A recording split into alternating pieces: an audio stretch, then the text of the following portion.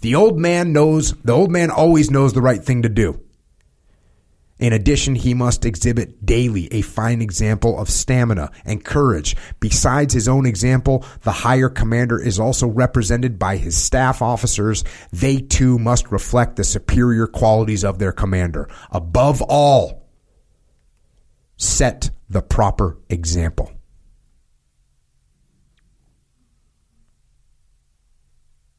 Leading by example, there you go. The model soldier. Soldiers' morale. Show me a unit that is well run, properly trained, and ready for combat, and I'll show you a unit with high morale. No commander will readily admit that his unit's morale is anything other than excellent. I wrote leadership strategy and tactics. People always ask, how do I improve? Do hard things. You want to improve morale? Do hard things. As we compare units, however, it is often obvious that morale in some units is more excellent than in others. What is morale? Our manual on leadership defines morale as the mental and emotional state of the individual. Although it is a complex and intangible quality, the manifestations of its absence in a unit can be detected readily in the form of poor appearance of the individuals and unit area, poor discipline, and a low state of training. That's something that, obviously Hackworth immediately applied that, to the hard, from the hard luck to the hardcore battalion. Sure. And I was thinking about that with Tasking a Bruiser. It's something that we talk about often, which is, initially we were working harder than everybody. The people were working harder than we were preparing for scenarios that the guys that had been to Iraq previously, like, what, man, why are we training for this crazy multi-casual scenario? That we didn't experience anything like that on the battlefield, or when the instructors would say, hey, you guys are good to go, and we'd say, you know what, we need to do a few more runs. And there was grumbling around that. People were saying, hey, we're working harder than we're coming in early, we're staying late, we're not taking the night off and going out and drinking beers in town, we're actually planning and training and preparing, and it's interesting to think about how those complaints just faded away as our performance increased. And that was morale. That's morale increasing 100%. To say, hey, we're tasking a bruiser. Hey, why are we working harder than these other taskings? Because we're tasking a bruiser. That's why. Because we strive to be better than everybody, and that's what we're going to do. And that's awesome. 101. More stuff I stole from Hackworth 101. Several adjuncts to morale. Chart 3, good management. We all like to be in a unit where things run smoothly, where things are planned, where men do not have to hurry up and wait. Adequate information. Men like to be kept informed ahead of time of things that affect them or are apt to affect them. It is far better for the commander to keep his men informed than have the men seek to get such information from rumors. High state of training. If a unit is not well trained, its men know it. This fact shakes their confidence, especially if they anticipate the possibility of using that training in a critical situation.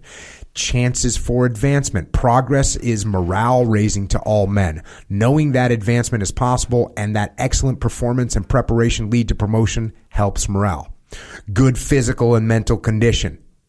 Good physical condition goes hand in hand with good mental condition.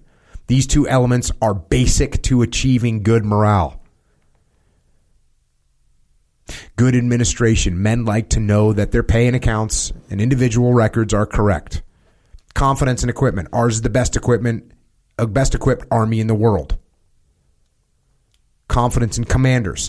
Men expect their commanders to know their jobs, to share the hardships with them, and to take a personal interest in their problems. You will not know whether a particular officer or soldier has a problem until someone has heard his case.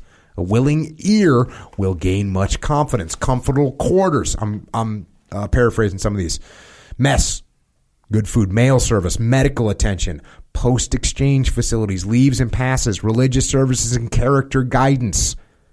It is especially important that an army be made up of mostly young soldiers be provided with facilities for religious services in accordance with their preferences. A program of character guidance will help to continue in the service the wholesome influence of home and community life. Awards and letters of commendation. Standards. Soldiers like to be in a sharp unit.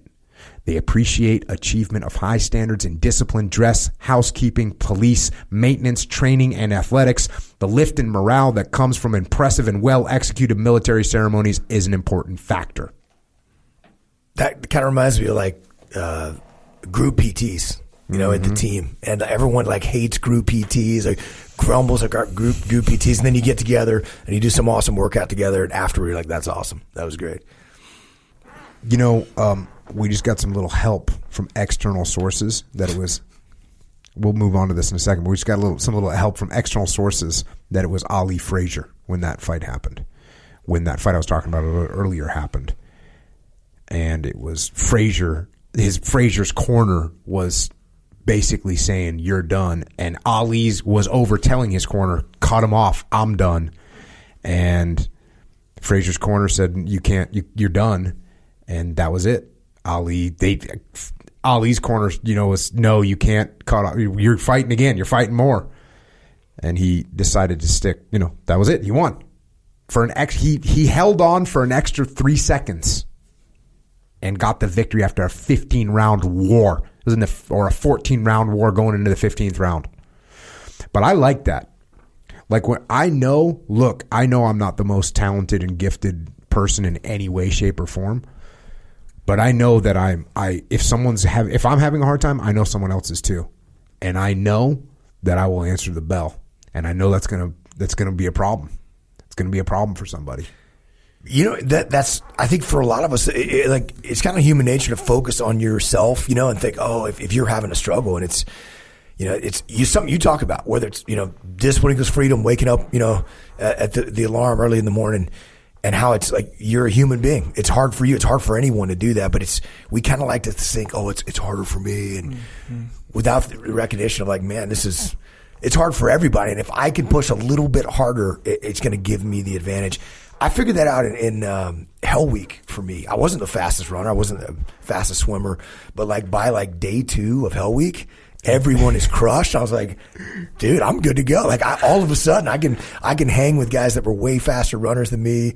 You know, they were hurting more and it's like even the score. Yeah. So I think that gives you a pretty huge advantage if you can keep grinding in the tough times. Yeah, the normal face philosophy helps so much because it like, and I'm obviously thinking about like a jiu-jitsu situation or whatever where you're competing against someone directly, where if they're gassing or whatever, they're in a state of extreme adversity, we'll say, and they interpret, because just like how you're saying, Leif, how you're like, hey, we're so focused on ourselves. I'm focused on how tired I am. I don't know how tired this guy is. All I have really is his external, what he's doing or looking like.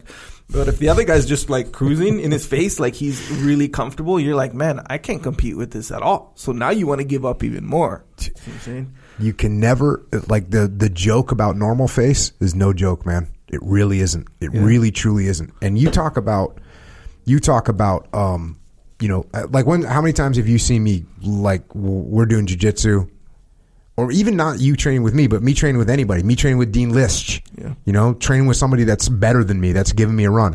Have you ever seen like a look on my face of just like despair? No. So, and I told this story probably more than once before already on here, but there was a time where you were rolling with Dean and, you know, hey, with all due respect, he was kicking your ass like pretty bad too. And I was like, dang, absolutely. Seeing Jocko over here, and you guys were going hard. That's the thing, and that's the part that really like stuck with me. I'm like, man, I would be gassing right now, like hardcore. You know how you scramble, then you scramble again, you scramble again, you scramble again, and then you kind of rest or it. But you guys weren't even doing that. I was like, man. And you were getting your ass kicked, so I'm like, Jocko's in a world of hurt right now. Then he had you in Mount Double Snow Angel. Ugh. And I'm like, I was feeling literally like physically claustrophobic because of how tired I was like empathetically getting from watching you guys and like how your arms were or whatever. I was like, man, I don't know how he can even take that or whatever. And then you ended up sort of getting out and the round ended. And I was looking at your face and you're just like, kind of like, that's what you do every day kind of thing. I was like, I don't know. That's what I knew is like, okay, this kid's a little bit different than the normal person, you know? You did that even when probably the lowest point that I've seen you when Seth Stone and I came to visit you in the hospital after your neck surgery. And we went and bought you a big, like, Danny's Slam burger, you know, like double cheeseburger. Like, let's go see Jocko. He just had his surgery. And we roll up there, and you were just and you were like normal. I knew you were hurting back because you did like just set it down over there, like you did, but you were still like normal face. And I don't know what you looked like before we walked in there, but you definitely turned on the normal face. Yeah. When and I knew you had to be in massive pain. You just coming out of neck surgery. Had all these nerve issues, and they had you on a bunch of drugs and stuff, but you were normal face. Well, I was freaking getting neck surgery because of Dean Lister. That's what the deal is. But it's a real thing. And also, I mean, look, Leif, you've come to me with many times with all kinds of, bad news, whether it's just, hey, whether even it's just something stupid, like I'm thinking of some dumb stuff like, you lost some gear, right? Let's say some critical gear, which you did, or your platoon did, which means you did. I did. You come to me and you go, hey, boss, we lost this, that, and the other thing. And I go, okay, well, looks like we're gonna have to fill out some paperwork, right? Like, it's a real thing. And if I can't control my emotions because you lost a piece of gear, your platoon lost a piece of gear, like, how am I going to react in the future? And by the way, when you're saying I lost a piece of gear, like we're talking about, like I'm coming and telling you I lost a $15,000 pair of like PVS 15 like night vision goggles, which can be used by the enemy. Which is a big deal. Or we lost a Kick 13, which is a cryptologic device that that we use for radios. It's a cryptological device that when you lose means the entire country of America has to update their cryptological loads.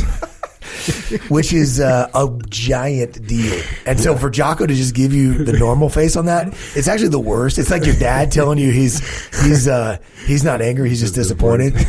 I mean, it's actually the worst. Because if you were like, dude, are you kidding me? I would be, look, it would be deserved. But when Jocko's like, Roger, and just looks back at you like, oh. Doesn't it give can't you he just be angry? Doesn't it give you like maybe it's on the other side of like your brain or something, but doesn't it give you like a big sense of comfort? Like, okay, at least this is manageable. Like, it's a big deal, but at least it's manageable, because like if you're already kind of freaking out for whatever reason and you bring it to him, who's like part of the reason you're kind of apprehensive about the whole thing, to say the least, and he doesn't freak out. So it's like, it feels like in your mind, you're like, okay, maybe this whole chaotic situation that just emerged is kind of manageable more. Well, I mean, look, to me, there's definitely like, it's more difficult to handle a boss who's like, doesn't freak out about it, right? When you're like, because you don't want to let that boss down. You want to let that boss down. You're like, hey man, it's like, Roger, and it's harder. It's more, but I guess to your point, Echo, I'm gonna actually fix that problem. I'm gonna make sure it doesn't happen again. Whether if you flipped out about it and yelled and screamed at me, then that's my punishment. Whereas the punishment for me is knowing like it's constructive, because I know like I gotta get this fixed. We can't let this happen again. This is a massive issue. Yeah. Hey, okay, I know we got to send out a message and tell the entire U.S. military and Department of Defense. Send out a jackass message. Yeah, and so you know what? I'm going to start writing the message right now. Let me do it. Let's get some. That's probably not the best example I could have picked, because as I'm thinking about it, what you're saying is accurate. Like it's more tormenting for me just to be like, all right, cool, Roger. As opposed to being like, I can't believe you did that. Because now you can be like, God, Jocko's such a jerk. And it's almost like, we can have a little spat over it. Yeah. As opposed to me just just saddling you with unbearable guilt for letting me down. But look, the reality is it gets the problem fixed. Yeah. It gets the problem fixed. Yeah. I mean, it's not unbearable guilt. It's like, okay, we can't let that happen again. This is a huge deal, and I'm going to make sure this doesn't happen again, which is going to be better for me, going to be better for you, going to be better for our team, going to be better for everybody, rather than like, I got yelled at, and that's the end of it, Mm-hmm. Yeah. And even like when they flip out on you or something, you're like, yeah, I messed up, but like, he didn't have to flip out on me like that, so it kind of like, not justifies, but it kind of lessens. It gives you a cause, right? Yeah, Leif freaking just lost his mind with me on that. You know what I mean? And you go back to the platoon, you go, dude, Jocko just totally freaked out. He's freaking out about this. That guy turns a mountain into a molehill every time, right? All of a sudden, it's me against you. And then it turns into me against your platoon. So it's just all bad. One thing I will say about normal face